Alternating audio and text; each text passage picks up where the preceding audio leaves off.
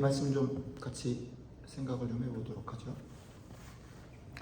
오늘 얘기를 시작하기 전에 두 가지를 먼저 좀 생각을 해보면 좋을 것 같습니다. 첫 번째는 이겁니다.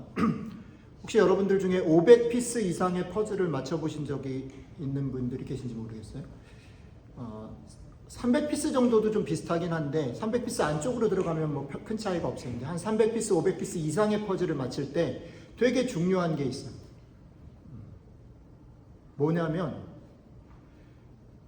보통 퍼즐을 맞출 때 어떻게 하냐면 색깔별로 이렇게 좀 모으거나 특징이 나타나잖아요. 뭐 예를 들면 바다라든지 뭐 여기는 하늘 뭐 이런 식으로 색깔이 비슷한 걸로 이렇게 좀 모아놓고서 시작을 한단 말이에요. 근데 되게 함정이 뭐냐면 색깔 비슷한 걸 모아놓고서 한참 하다가 보면 자꾸 전체를 보지 못하고 자기가 하늘이라고 생각한 거기에 딱 집착을 하게 돼요. 이게 고양이야 라고 생각을 하고서 계속 모아요. 근데 다시 전체를 보지 않으면 나는 확실히 이게 고양이라고 생각해가지고 계속 그걸만 들여다보고 있다가 결국은 에이 짜증나 500개를 못 맞춰. 되게 중요한 게 뭐냐면 퍼즐을 하다가 계속 내가 고양이라고 생각한 게 정말 전체적으로 고양이가 맞는지를 자꾸 봐야 돼. 전체 그림. 오늘 제가 여러분들한테 9장에 나타난 6번째 표적 얘기를 같이 나누려고 하는데 왜 8장, 9장, 10장을 3장을 같이 봐야 된다라고 제안을 했냐면 이런 것 때문에 그래요. 9장을 이해하기 위해서는 사실은 전체 그림이 8장으로 시작해서 10장으로 간다라는 것들을 못 보면 9장만 가지고 보면 우리는 그래 이게 고양이가 맞아 이게 확실하게 고양이야 이 얘기를 하고 있어 라고 생각을 하지만 사실은 고양이 넘어 강아지, 소 뭐 이런 전체 얘기를 하고 있는 것을 놓칠 수 있다라는 겁니다. 그래서 8장과 9장과 10장은 서로 연관이 있는 한 플로어의 한 개의 영화다라고 생각하고 보셔야 된다라는 걸 첫 번째 전제. 8장과 9장이 왜 한 플로어냐라고 생각했을 때 그 힌트는 8장의 결론과 9장의 결론에서 예수님이 똑같은 결론을 말씀하시기 때문이에요.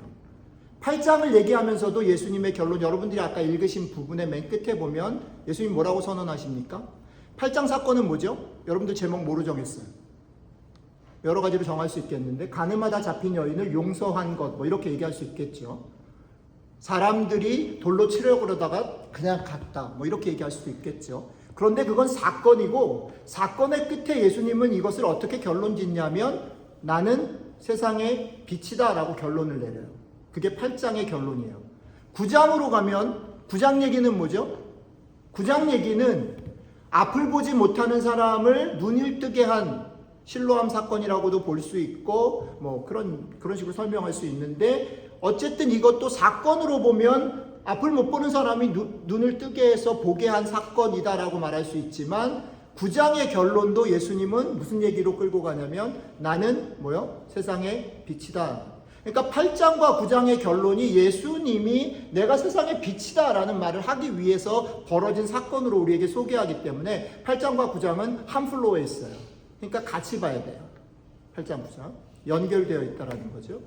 자, 그리고 8장과 9장이 같은 플로어에서 연결되어지는 사건이라면 10장은 나는 세상의 빛이다 라는 것이 빛인 나 때문에 예수님 때문에 혹시 예수님을 믿는 사람들이 어떤 베네핏을 어떤 삶의 챌린지를 아니면 유익을 얻는가 혹은 예수님 때문에 이 세상이 어떤 유익을 얻는가 구체적인 얘기를 하면서 결론을 맺고 있어요. 그 얘기를 예수님은 나는 선한 목자다라는 말로 설명해요. 그러니까 8장 9장은 본론이고 10장은 결론에 해당돼요. 그러니까 여러분들이 8장, 9장, 10장을 쭉 연달아 읽을 때 8장, 9장은 서로 커넥션이 있다. 예수님은 세상의 빛이다라는 거가 가늠하다 잡힌 여자를 용서하는 문제하고 소경의 눈을 뜨게 하는 것하고 서로 연관이 있는데 이 두 가지 사건을 이어서 우리에게 소개한다라고 말할 때 같은 결론을 소개하는 두 다른 사건이 어떻게 같고 어떻게 틀린지를 생각해 보는, 그냥 아멘 하면 안 되고 생각해 보는, 여러분들의 머리를 사용하셔야 되는 시간인 거예요. 그게 첫 번째 전제입니다. 자, 그리고 제가 두 번째 전제는 이겁니다. 두 번째, 우리가 본문으로 들어가기 전에 해야 될 작업. 두 번째는 아까 말씀드렸던 것처럼 이 얘기의 결론에서 실제로 그러면 예수님을 믿는다라고 말할 때, 혹은 예수님이 이 세상에 오셔서 빛으로 오셔서 이 세상에 어떤 유익을 얻는가라고 말할 때 예수님이 나는 선한 목자다라고 결론으로 선포해 버리는데, 10장을 읽으면서 우리가 조심해야 될 부분이 있다라는 겁니다. 뭐냐면 이런 겁니다. 여러분들과 저는 교회를 다니기 위해서 왔어요. 주일날 되게 아까운 시간을 잘라서 되게 바쁘신 분들이 와주셔서 되게 감사해요. 제가 주간 중에 계속 기도해요. 이번 주에는 누가 안 올까 기도합니다. 목사는 그런 게 잡이에요. 그래서 일주일 내내 기도해요. 그래서 제가 오늘도 오면서 지난주에 안 왔던 몇 명이 올까 안 올까가 오늘 열쇠다 이러고 왔어요. 근데 다 왔어요. 너무 고마워요. 제가 기도를 열심히 했기 때문이에요. 여러분들이 때문이 아니고. 네. 저는 좋은 목사예요. 근데 이런 겁니다. 우리가 많은 것 희생해 가면서 커미트를 하고 있어요. 근데 그런 사람들이 조심해야 되는 게 뭐냐면, 우리가 이미 커밋하고 있기 때문에 우리는 답을 알고 있다고 생각해요. 그리고 그 답에 맞춰서 성경을 읽어요. 우리가 있는 자리에서 성경을 읽어요. 그리고 그게 맞는지 아닌지 컨펌을 성경으로부터 받으려고 해요. 성경을 프루프 텍스트로 사용하는 거죠. 그런데 성경은 되게 웃겨요. 성경은 지금 21세기에 일어난 사건을 우리에게 소개하고 있지 않아요. 그러니까 정답을 가지고 성경을 읽는 사람이 범하는 되게 큰 실수 중에 하나는 뭐냐면, 여러분들 중에 제가 목사가 이런 말을 하면 놀랄 사람이 많을 것 같긴 한데 이렇게 말할게요. 오늘 본문 요한복음 10장을 한번 읽어보세요. 예수님 되게 나쁘지 않아요? 예수님 되게 독선적이에요. 뭐라 그러냐면, 읽었죠 여러분들? 거기 뭐라 그러냐면, 내 앞에 온 사람들은 다 도둑놈이야 라고 얘기해요. 그죠? 제 말이 아니고 성경을 보셔야 돼요. 제 얼굴 보고 얘기하지 말고 성경을 보시라고. 성경에서 예수님이 그렇게 얘기한단 말이에요. 내 앞에 온 사람들은 다 도둑놈이다. 그리고서 뒤로 가면 자기 빼고는 다 어려운 일 있으면 도망갈 거다 그래요. 그리고 그 사람들이 양들을 잡아먹을 거다, 이렇게. 양들을 통해서 유익이 없으면 다 도망갈 거다. 위험해도 도망갈 거다. 근데 자기는 아니다. 자기만 생명을 주고 자기만 나한테로만 와라고 얘기를 한다고요. 예수님이 그렇게 말하고 있어요. 여러분들 선생님이나 아니면 여러분들이 아직 좋아하지 않은 어떤 친구가 여러분들한테 자기를 그렇게 소개했다라고 생각해 보세요. 여러분들 실제 삶에서 그 친구에 대한 여러분들의 임프레션은 재수없다, 독선적이다. 그런데 유독 크리스찬들은 성경을 읽을 때 예수님이 그렇게 가장 독선적인 말을 했을 때에 그 예수님이 이상하지 않아야만 하기 때문에 우리는 그걸 꿀꺽 아멘으로 받는 거예요. 오케이, 여러분들의 믿음을 칭찬해요.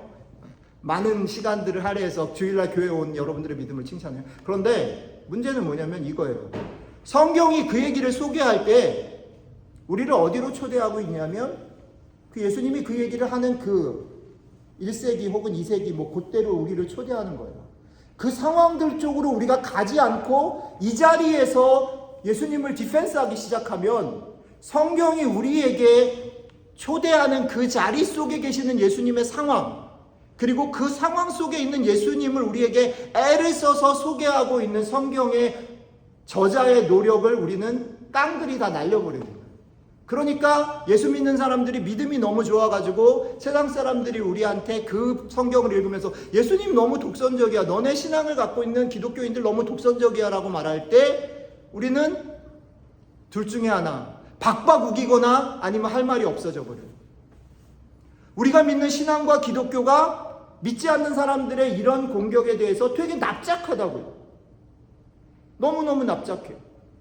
네 말은 맞지만 사실은 나는 더 행복해. 뭐 이런 얘기만 해. 그러니까 핀트를 못 맞추는 거야. 오늘 여러분들이 초대를 받았는데 아무도 안 온 그 시간에 우리 1년에 한 번씩 되게 멋있는 행사가 우리 교회 앞에서 진행되거든요. 정말 멋있는 행사. 여러분들 내년에는 꼭 참여하세요. 와서 보면 되게 구경할 만해요. 그 행사는 뭐냐면 헝크 페스티벌이라는 건데 그게 미국 전역에 있는 그래스루트 소셜 액티비스트 혹은 그런 밴드들, 그런 아트를 하는 사람들이 다 모여서 여기 데이비스퀘어에서부터 하버스퀘어까지 행진하는 행사예요. 그 친구들이 플랜카드를 만들어서 혹은 캠페인을 하고 오늘은 확실히 요즘의 이슈가 그거니까 팔레스틴에 대한 구호가 한 대여섯 그룹이 있었고 그 다음에 뭐 기후에 대한 얘기, 저스티스에 대한 얘기, 이미그런트에 대한 얘기 뭐 이런 얘기들 지나갔어요. 저는 여러분들이 그런 것들을 봐야 된다고 생각해요. 세상에 있는 사람들이 그런 것들에 대해서 보이스를 내요. 그러면서 너희는 예배를 드리는데 너희는 믿음이 있다고 그러는데 이런 일들에 대해서 너희 너무 납작한 거 아니야? 니네는 니네들끼리 모여서 즐거워하는 거 아니야? 라는 얘기들을 하는 거예요. 그런데 우리는 뭐라 그러냐면 그래도 니네가 신앙을 몰라서 그렇지, 교회를 안 와봐서 그렇지, 예수님 못 만나서 그렇지 라고밖에 얘기를 못하는 거예요. 그런데 만약에 성경이 우리에게 예수님 얘기를 그런 식으로 소개하고 있다면 우리는 그거를 결사적으로 믿고 그걸 지켜야 돼요. 세상이 뭐라 그러든지 세상이 우리를 납작하고 되게 편협하다라고 얘기를 해도 예수님이 정말 그런 분이라면 우리는 그걸 지켜야 돼요. 그런데 만에 하나 성경이 우리에게 그런 예수님을 소개하고 있지 않은데 우리가 믿음이 너무 좋아서 그런 예수님, 성경이 소개하는 예수님을 천천히 들여다보지 못하고 느끼지 못하고 맛보지 못해서 우리가 믿는 예수님, 우리가 믿는 신앙을 쪼그라뜨린다면 그건 성경의 잘못이나 하나님의 잘못이 아니라 우리들의 잘못이라는 거예요. 그 유익을 여러분들이 누리지 못한다면 그건 대단히 큰 불행이에요. 우리가 요한복음을 계속 읽어나가고 이렇게 5분, 6분 30초 시간을 여러분들에게 드리는 이유는 이런 겁니다. 예배당 안에서 마이크를 잡는 목사가 소리를 낼 수밖에 없어요. 근데 목사의 말은 다 옳아요? 그렇지 않아요, 여러분. 성경이 얘기하는 것은 우리가 어렸을 때부터 배운 대로 그냥 무조건 꿀꺽 아멘 해야 되는 얘기가 아니에요. 되게 과격한데 오늘. 이건 되게 심각하고 중요한 일이라서 이 얘기는 드리고 싶어요. 여러분들 잘 생각해 보십시오.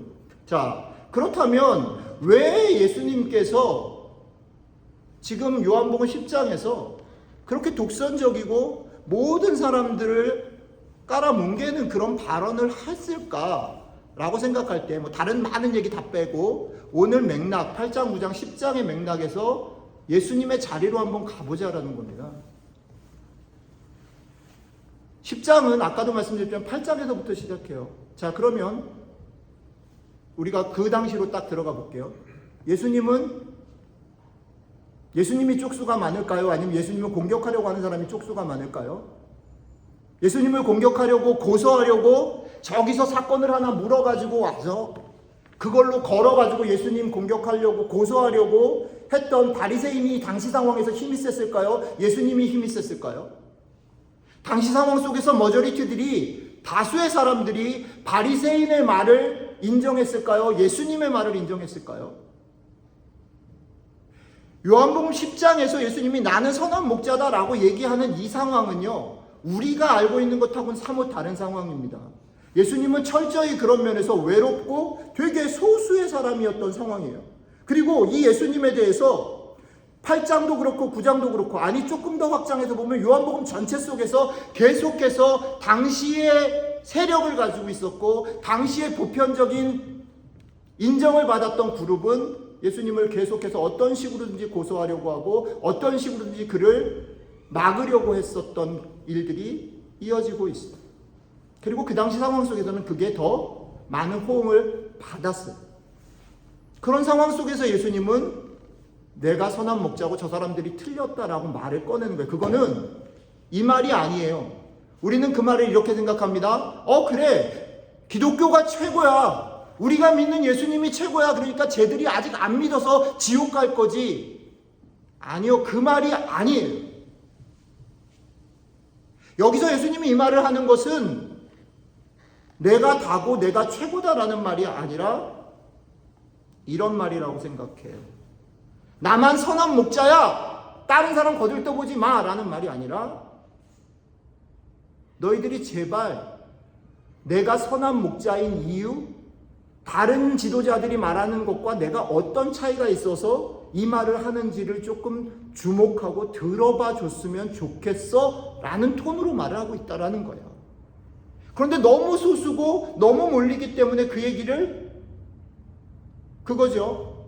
왜 아까도 행진을 하는데 마이크를 들고서 이렇게 구호를 외치고, 왜 마이크를 들고 구호를 외칠까요? 왜 과장되게 퍼포먼스를 할까요? 안 들어주니까. 그렇게라도 소리를 내지 않으면 아무도 주목하지 않으니까. 지금 예수님의 상황은 그런 상황이에요. 예수님이 이미 모든 것을 총괄하고 모든 것을 휘어잡고, 그러니까 내 밑으로 줄 서, 내가 최고야, 이 말을 하는 게 아니라는 거예요. 그리고 이런 이해는 사실 오늘 본문에만 해당되는 게 아니라 우리가 복음서를 읽어나갈 때 가져야 될 되게 중요한 전이에요. 여러분들이 그렇게 생각하고 복음서를 읽으셔야만 한다 싶어요. 그러니까 여러분들이 복음서를 읽을 때 예수님이 최고야, 예수님을 믿으면 다 돼 라고 읽으면 안 되고, 그 얘기들 하나하나, 그 사건 하나하나 속에서 예수님은 무슨 차별이 있지? 세상을 향해서 무슨 얘기를 하고 있지? 그분을 믿는다라는 것은 우리의 삶에 어떤 태도와 어떤 삶의 방향을 따라간다는 거지를 물어봐야 돼요. 그 내용이 뭔가를 물어봐야 된다는 거죠. 오늘 벌써 시간을 많이 썼어요. 이제 서론 끝났네. 자, 본론 갑니다. 자, 이런 전제, 두 가지 전제를 가지고 들어가요. 본론으로 들어가서 생각을 해보면 8장, 9장에 나와 있는 얘기 속에 되게 대조적인 특징을 가진 사람들이, 금방도 설명했지만 두 그룹으로 나뉘잖아요. 기본적으로는 바리새인과 서기관이 있어요. 그리고 예수님이 계시죠. 바리새인과 서기관의 태도, 8장에서는 어떤 태도죠? 확연하게 잘못한 사람을 데리고 와가지고 돌로 쳐 죽이겠다라는 건데, 사실은 그 여자를 죽이겠다라는 말 속에 뭐가 있어요? 예수님 걸어서 예수님을 죽이겠다라는 태도가 있는 거죠. 그들의 태도가 어땠을까요? 엄청나게 당당했을 거예요. 엄청나게 확신이 있었을 거예요. 엄청나게 많은 사람들을 끌고 왔을 거예요. 그죠? 그게 8장에 보여주는 바리새인과 서기관들의 상황과 태도예요. 9장으로 가요. 9장에서는 이 사람들이 동일하게 어떤 태도를 취하냐면, 앞을 못 보는 사람이 있었어요. 그런데 그 앞을 못 보는 사람을 예수님이 어떻게 해요? 눈을 뜨게 해줬죠. 여러분들이 가지고 있는 어떤 문제들이 있어요. 그게 뭐 돈의 문제든 뭐 어떤 관계 문제든 여러분들이 갖고 있는 문제가 있어요. 근데 그 문제를 해결받았어요. 근데 여러분들이 가장 사랑하는 친구, 가장 옆에 있는 친구가 여러분들이 해결된 거를 보고서 와, 좋겠다, 축하해 라고 말하지 않고 뭐라고 말하냐면, 너 어떻게 안식일날 걸어다니니?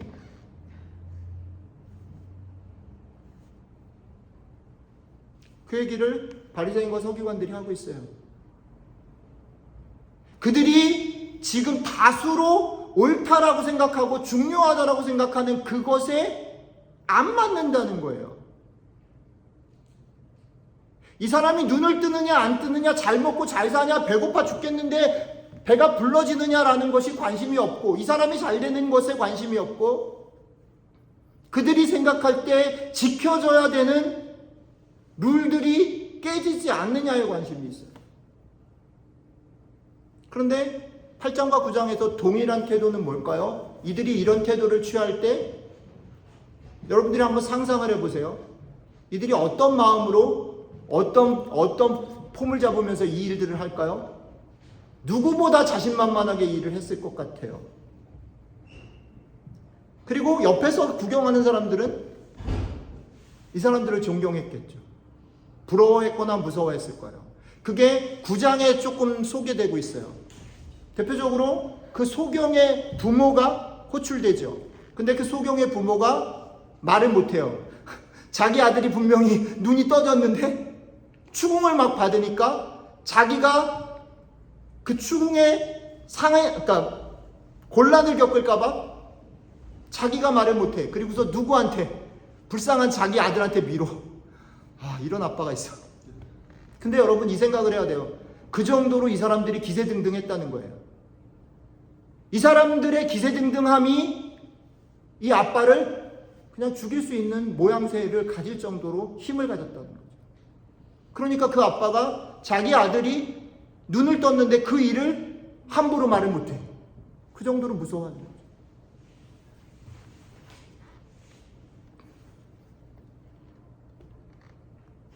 이 사람들이 한쪽 축을 가지고 있어요. 그런데 이게 예수님 당시만 그럴까요? 이 사건 속에서만 그럴까요? 여러분들과 제가 사는 세상이 이런 거예요. 성경은 그 얘기를 하는 거지요. 여러분들이 살고 있는 세상, 여러분들이 따르는 세상의 법칙, 세상의 룰들이 이런 거다라는 거예요.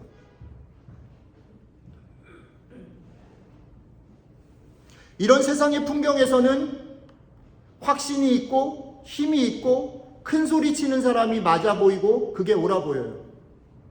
그래서 모두들 그런 확신을 갖기를 원하고 그것이 흔들릴 때 이 바리새인과 서기관들처럼 한 가지 방법은 외부의 적을 동원해서 그 사람한테 다 덮어 씌우고 자신들의 흔들림을 극복해 보려고 하는 시도들을 하죠. 혹은 내부에서 다른 핑계를 대면서 그 길로 가지 않아요.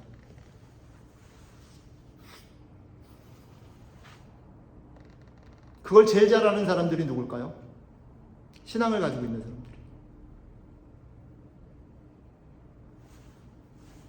근데 신앙을 빼고서도 여러분들의 삶 속에서 잘 보세요. 여러분들은 왜 열심히 공부하세요? 여러분들은 왜 여러분들의 삶을 애를 써서 수고하면서 달려가세요? 주변에 있는 사람을 돌아보려고? 더 사랑하고 나누려고?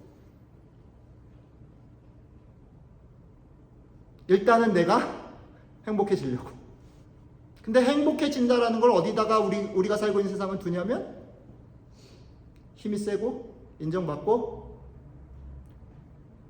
내부적으로는 신앙적으로는 확신이 있고 그러니까 그런 사람들이 살아남는 방법은 경쟁이고 쟁취고 승리고 차별이고 판단인 거예요. 예수님이 드러나기 전까지 우리가 사는 세상은 이래요. 그래서 재밌는 게 뭐냐면 신앙을 가지고 있던 그렇지 않던 우리는 이런 세상 속에 살기 때문에 내가 잘하는지 잘못하는지 모르고 그냥 그 속에서 막 사는 거예요. 조금 더 갖고 싶어서 막 살고 막 사는 거예요. 심지어는 기도를 해가지고 더 힘을 받아서 그걸 하려고 해요. 근데 성경은 무슨 얘기를 하냐면 예수님이 세상의 빛이래요. 그리고 9장에서 예수님이 맨 마지막에 무슨 얘기를 재밌는 얘기를 하는데 사람들이 예수님이 세상의 빛이다라고 얘기를 하니까 그리고 소경을 눈을 뜨게 하니까 그게 문제가 자기들이 볼 때는 생겼는데 그걸 보고서 사람들이 마지막에 예수님한테 이렇게 물어봐요. 네가 자꾸 네가 세상에 비치고 우리가 안 보인다고 소경이라고 얘기를 하는데 우리가 진짜 안 보이니? 라고 물어본다고요. 그때 예수님 멋있는 말을 사실 되게 아프고 따가운 말인데 예수님이 그들에게 뭐라고 하냐면 니네가 만약에 정말 안 보였으면 니네가 정말 내가 소경이라고 생각했으면 죄가 없을 텐데 니네가 보인다고 얘기하니까 니네 정말 나쁜 놈이야 이렇게 얘기해요. 여러분 이게 되게 심각한 말입니다. 무슨 말을 하는지 목사님이 아무튼 이해하는 대로 불만 있는 사람은 남아서 면담을 신청하세요. 근데 이건 되게 어려운 말이지만 이건 정말 씹어봐야 돼요. 그러면서 예수님이 10장 얘기를 하는 거예요. 내가 선한 목자다라는 얘기를 하는 거예요. 왜 다른 목자들이 틀렸냐면, 나랑 뭐가 다르냐면, 다른 목자들은 세상의 룰대로 한다는 거지요. 나는 선한 목자인데, 선한 목자인 나는 이 땅에 와서 내 몸을 발기발기 찢고 내 피를 다 쏟아서 무슨 일을 했냐면, 판단하고 경쟁하고 이기고 힘을 얻는 일이 아니라 어떻게 해요? 용서하고 환대하고 어울리고 사랑하는 일에 살도록, 그렇게 내가 살았고 살도록 너희를 부른다라고 말해요. 예수님이 그렇게 살지 않으셨다면 우리도 열심히 살면 돼요. 여러분들 공부 더 열심히 해서 좋은 대학 졸업하고, 더 열심히 해서 여러분들이 하고 싶은 연구하고 박사학위도 받고, 혹은 돈도 열심히 벌고 사고치지 않고 착하게 살면 돼. 근데 여러분 디딤돌교회 잘못 오셨어요. 오늘 성경을 잘못 읽었어요. 우리 주님은 그렇게 얘기를 안 하시는 거예요. 거기가 문제예요. 근데 이 얘기를 이제 해봐야 되는데, 이 얘기만 하고 이제 오늘 마칠 건데, 이게 너무너무 어려운 일이라는 것들을 여러분들이 살면서 느껴야 돼요.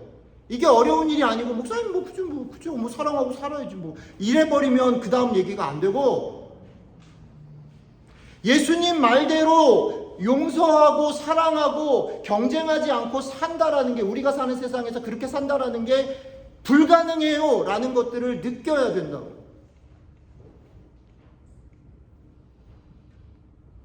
그리고 사실은 사랑하고 용서하고 품고 사는 거가 우리가 사는 세상 속에서는 바보 같고 불필요한 일인 것이, 괜한 오지랖 부리는 일이지. 그거 할 시간에 너나 공부 잘해 이거죠. 그거 할 시간에 돈이나 더 벌어 이거예요. 안 해도 돼요. 세상은 우리에게 계속 그거 하지 말아도 된다라고 얘기해요. 그런데 이게 문제가 뭐냐면, 예수님이 그렇게 살았단 말이지. 그러니까 예수님을 여러분들이 믿는다 그러면 이제부터 골치 아픈 거예요. 눈을 뜨기 전에는 상관이 없는데 눈을 뜨고 나면 이게 심각한 거예요.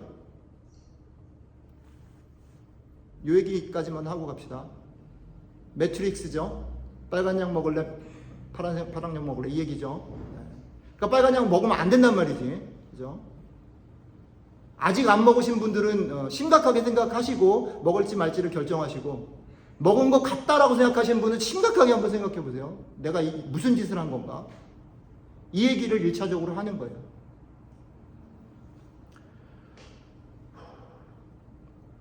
그래서 결론은 믿음으로 산다라는 게 뭔 얘기인가라는 결론을 이렇게 얘기를 하는 겁니다. 세상은, 심지어는 우리가 오랫동안 몸담았던 교회는 우리에게 믿음으로 산다라는 것은 그냥 예수님을 믿고 거기에 줄을 서서 복받고 천국 가고 구원받는 거야 라고 가르쳤어요. 근데 주님은 오늘 말씀에서 믿음으로 사는 건 그런 거 아니야 라고 말하는 거예요. 믿음으로 사는 것은 오늘 말씀에 따르면 세상을 사는 우리로서는 할 필요도 없고, 하려고 해도 너무너무 어렵고 불가능한 그것을 예수님이 어떻게 하다가 그걸 먼저 하셨기 때문에, 여러분들 한 사람 한 사람을 위해서 자격도 없고 여러분들 용서할 필요도 없고 용서받을 만한 필요도 못 느끼는 여러분들을 위해서 예수님이 몸을 찢어서 먼저 여러분들 용서하고 사랑하고 받아주시는 그 일, 여러분들 한 사람 한 사람뿐 아니라 온 세상을 향해서 먼저 그렇게 하셨고, 그 자리로 여러분들을 부르시는 것, 그거구나 라고 깨닫고, 어렵고 불가능하고 안 해도 되는 일인데 이 길로 들어서는 것, 그것이 믿음으로 사는 것이다 라고 우리에게 엄청나게 짜증나고 속상하고 힘든 얘기를 던지는 거예요. 그게 믿는 거예요. 수습을 해야 되는데. 하여튼 근데 말씀은 그거예요. 제가 오늘 말씀을 준비하면서 아까 권사님 기도 얘기를 안 할 수 없게 됐는데, 권사님 그 기도를 안 하셨으면 이 얘기 안 하고 넘어가려고 그랬는데, 권사님 기도하셔서 그 설명할게요. 한국교회가 아까 권사님 기도 중에 나온 10월 26일 날 광화문에 모여서 200만이 모여서 하겠다고 결정을 했어요. 저는 이건 엄청나게 불신앙적인 행동이라고 생각해요. 가면 안 돼요. 게다가 그걸 하기 위해서 각 교회가, 서울에 있지 않은 교회들은 각 교회가 지켜야 되는 주일 예배까지 제끼고 거기 모이겠다 이랬어요. 이건 오늘 말씀에 따르면 바리새인의 길을 따르는 길이에요. 이렇게 해서는 안 돼요. 오늘 성경은 우리에게 분명히 얘기합니다. 예수님의 길이라는 것은 악을 악으로 이기는 방법이 아니에요. 가늠한 여인을 예수님은 품었어요. 우리가 살고 있는 세상 속에 기독교가 가지고 있는 가치와 틀린 많은 일들이 일어나요. 오케이. 그것에 대해서 여러분들이 가지고 있는 가치를 지키는 일 되게 소중해요. 오케이. 그 얘기도 할 말은 많지만 어쨌든. 그런데 그것을 어떻게 지킬 것인가? 어떤 길을 따라서 지킬 것인가? 주님은 어떤 마음으로 그 일들에 대해서 우리에게 살라고 얘기하시는가? 최소한 요한복음 8장, 9장, 10장을 기초로 해서 얘기를 하자면 예수님의 길은 우리와 다르고 심지어는 우리가 생각할 때 틀렸다라고 하는 일조차도 어떤 방법으로요? 품고 사랑하고 용납하고 섬기는 방법으로 감당하라라고 얘기해요. 이 얘기는 분명히 할게요. 왜 바리새인과 서기관들이 그렇게 했을까라고 생각할 때 제가 묵상했던 것 중에 하나는 뭐냐면 9장에서 바리새인과 서기관의 모습들을 보여주는 되게 중요한 그림이 있는데 바리새인과 서기관들은 그 당시 상황 속에서 보면 가장 큰 확신을 가지고 있고 가장 큰 세력을 가지고 있고 그랬던 사람들인데 예수님께서 정작 정말 불쌍한 사람의 눈을 뜨이게 하는 사건이 일어나자마자 그들은 허둥지둥 엄청나게 어리석은 태도로 자신의 태도를 바꿔요. 그래가지고 가장 불쌍한 그 사람을 협박하고 그 사람의 가족을 협박해요. 여러분, 왜 바리새인들과 서기관들에 대해서 예수님이 선한 목자 얘기를 하면서 강조를 하시냐면요, 하나님께서 예수 그리스도를 통해서 우리에게 주신 구원, 우리에게 주신 은혜라는 것은, 믿음이라는 것은 요한일서에 따르면 그분의 사랑으로 인해서 두려움을 내어 쫓는 것이에요. 두려워하는 것이 아니라 내가 확신하고 내가 어저께까지 서 있는 그 자리가 무너질 것 같아서 두려워서 이것을 지키기 위해서 애를 쓰고 싸우고 판단하는 것이 아니라 이것이 주께로부터 왔기 때문에 나는 불안하고 나는 자신이 없고 그래서 내 위치가 흔들릴 것 같고 그럼에도 불구하고 이게 주께로부터 왔기 때문에 이것을 시작하시고 지금도 진행하시고 결국 이루실 분이 하나님이시기 때문에 우리는 그분으로 말미암은 그 은혜로 살아가는 존재이기 때문에 내 상황과 내 수준과 가지고 있는 것들은 흔들린다 할지라도 오히려 더 용기를 내서 나도 품고 이웃도 품고 다른 사람도 품고 갈 수 있는 것, 그게 믿음입니다.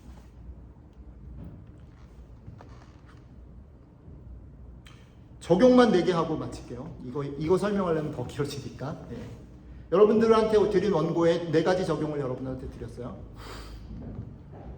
첫 번째는 여러분들과 제가 하나님의 말씀 앞에 딱 서면 약간의 편차가 있지만 우리는 다 소경인 것을 인정해야 돼요. 아까도 말씀드렸지만 우리는 다른 사람들보다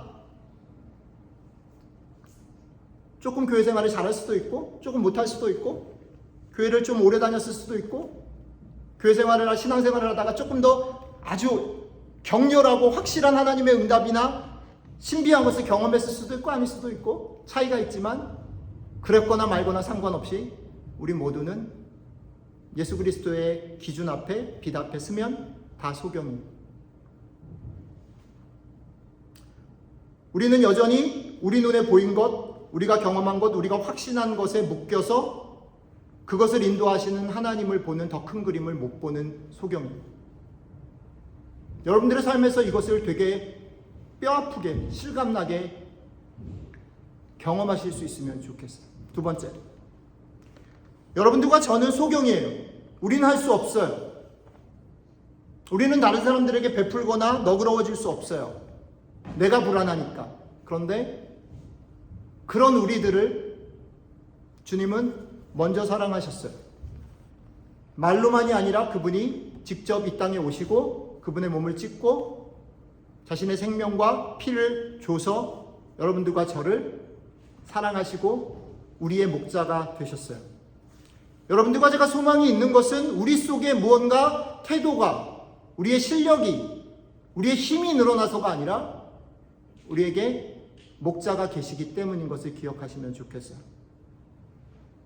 우리가 그렇게 애를 쓰지만 아니 그냥 나는 내 길을 갔음에도 불구하고 아무것도 모르고 그냥 삶에도 불구하고 여러분들을 끝끝내 추적해서 여러분들을 찾아오시고 여러분들에게 늘 기회를 주시고 힘과 용기를 주시는 목자가 계시다라는 사실이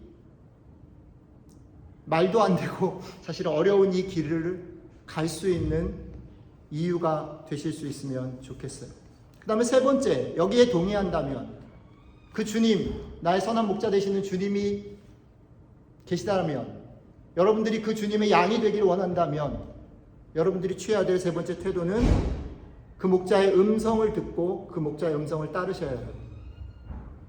여러분들 교회 목사가 얘기하는 것을 따르지 마시고요. 여러분들 부모님이 여러분들에게 가르친 걸 따르지 마시고요. 예수 그리스도 선한 목자 되신 예수 그리스도가 말씀을 통해서 얘기하시는 그 음성을 분별하고 듣고 그걸 따라야 돼요. 제가 지난주 새벽기도 나누다가 수요일인가 목요일인지 기억 안 나는데 이 용서에 대한 얘기 딱 했더니 낮에 우리 권사님이 저한테 카톡을 보내주셨어요. 목사님 이거 너무 어려워요.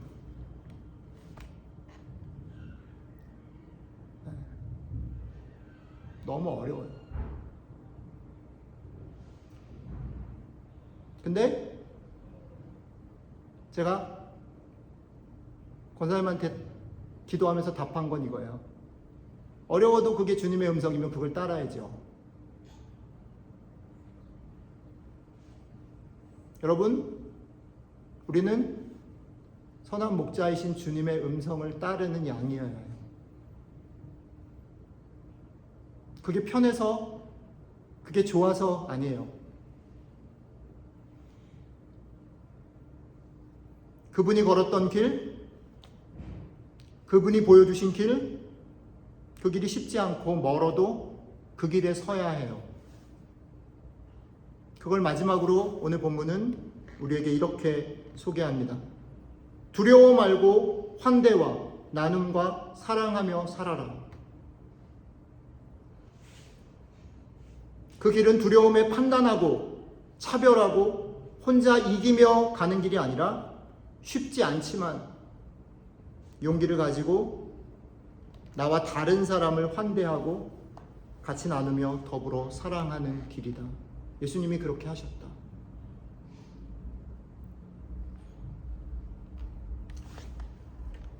여기까지가 제가 나누고 싶은 말이고요. 근데 요 얘기는 할게요.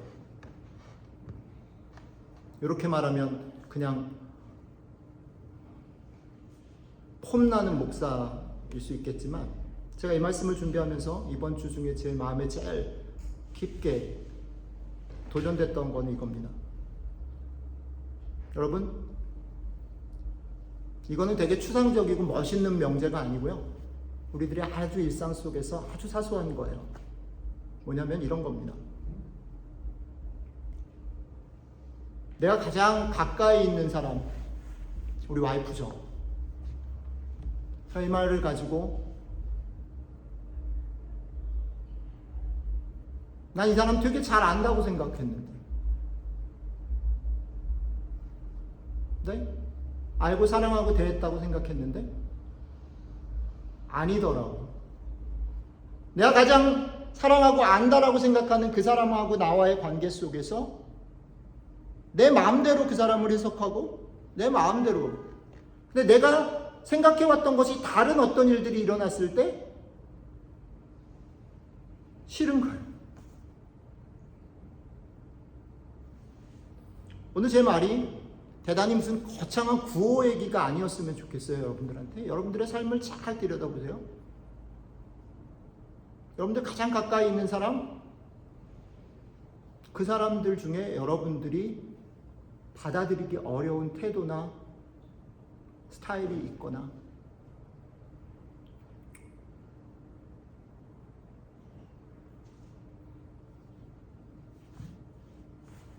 그들과 같이 살기를 애를 쓰고 그들을 환대하고 나와 다른 것을 열고 받아들이는 거에는요, 아까도 말하지만 엄청난 용기와 엄청난 에너지와 엄청난 믿음이 필요해요.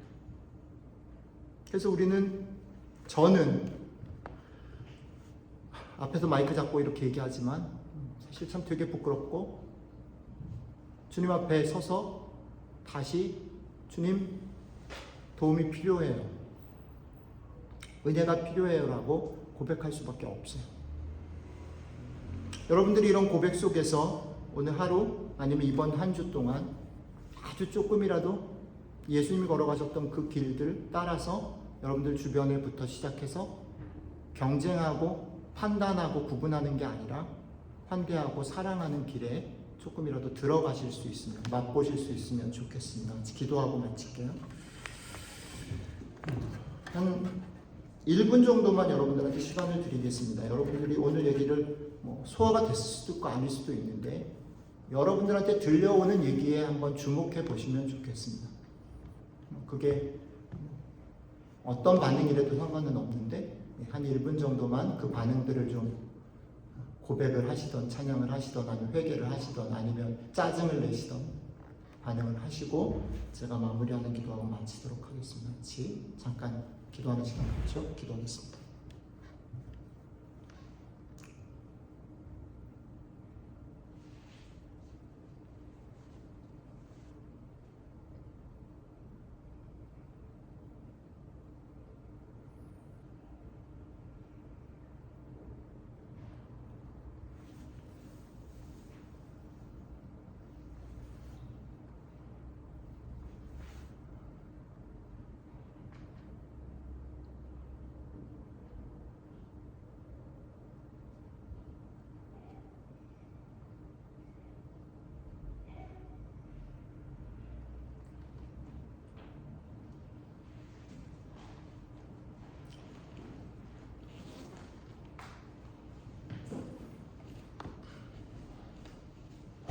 주님, 아무런 깨달음도, 아무런 필요도, 아무런 믿음도 없는 그저 우리들의 삶을 달려가고 살아가는 우리들에게 먼저 찾아오셔서 우리를 먼저 사랑해 주시고, 그것도 말로만이 아니라 당신의 몸 찢고 피를 흘리셔서 우리를 이 길로 불러주신 주님, 주님이 살았던, 주님이 걸어가셨던, 그리고 우리에게 보여주셨던 그 길이 결코 쉽지 않고 만만치 않지만 우리를 부르시는 주님 당신 때문에 우리가 이번 한 주 아주 조금이라도 그 길에 들어서서 그렇게 사는 것이 무엇인지를 맛보는 한 주 될 수 있도록 함께 해주시면 좋겠습니다. 감사드리며 우리 주 예수님 이름으로 기도드렸습니다. 아멘. 다 같이 자리에도 좀 일어나 주시고요. 뒤에 누가